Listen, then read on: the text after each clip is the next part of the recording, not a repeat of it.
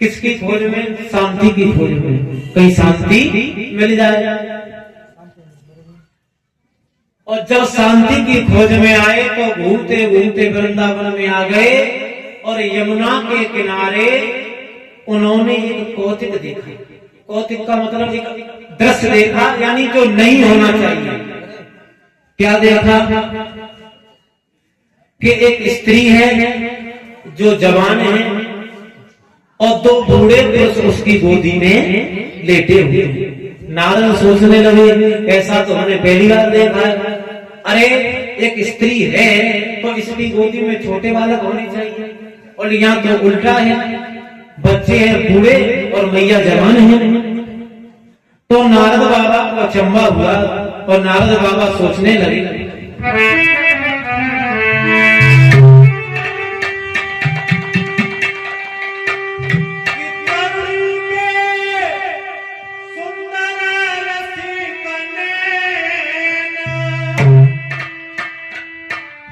निज मन की मिथा कह रहे थे,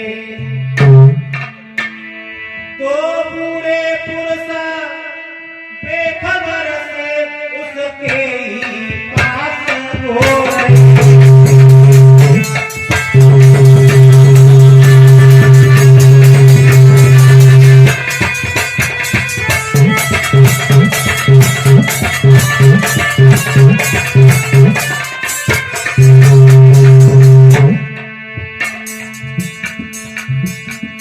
तरुणी के सुंदर रसिक ने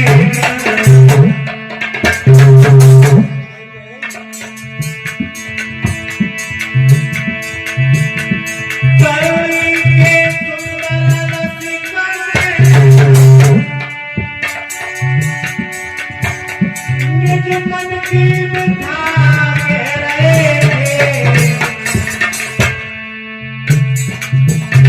तो बूढ़े पुरुष बेखबर से उसके ही पास सो रहे थे।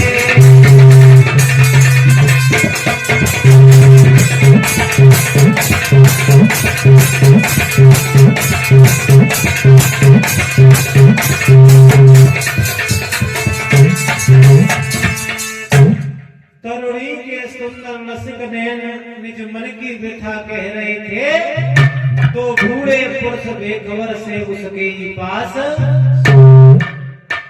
नारद बाबा को जैसे ही देखा तो देवी ने प्रणाम किया और कहा बाबा जी आओ।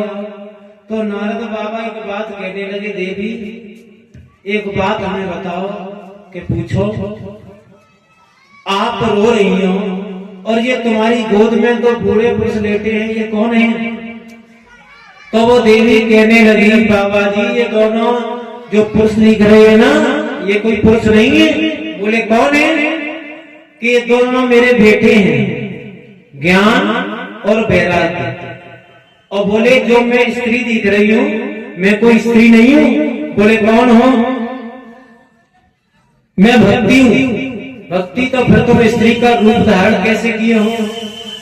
बोले ये चल रहा है कलयुग, और कलयुग में इतना पाप हो रहा है कि लोग अपने स्वार्थ में मस्त हैं, यानी किसी के साथ बुरा हो रहा है, गलत हो रहा है, अगर कुछ भी हो रहा है तो अगर उनका मतलब निकल रहा है तो वो किसी की गर्दन भी उड़ा देते हैं, यानी अपने मतलब में है, चाहे कोई मर जाए चाहे कुछ भी हो जाए। और नारद बाबा बोले हैं कि एक बात बताओ तो इनके ऊपर बुढ़ापा कैसे आ गया? तो वो भक्ति कहने लगी बाबा जी हमारी बात सुनो।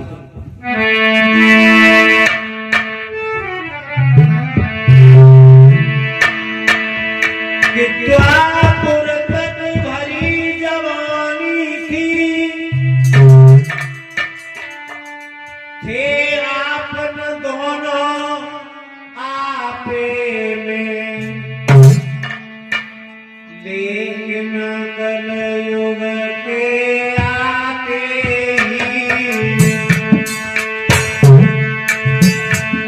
बेटा गिर गए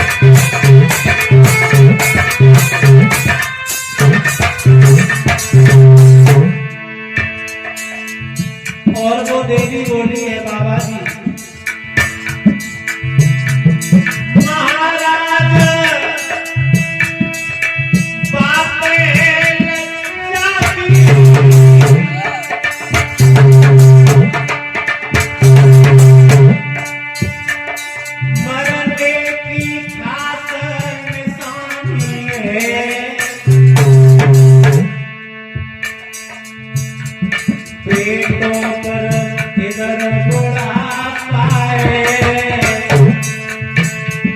मैया के इधर जवानी है।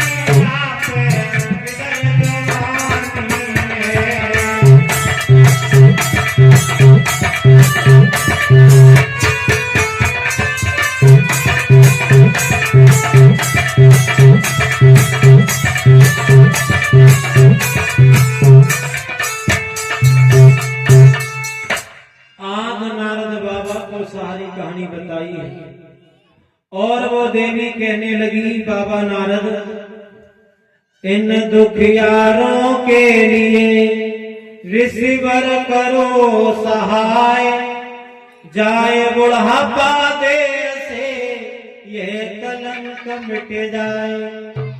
कोई उपाय करो आप।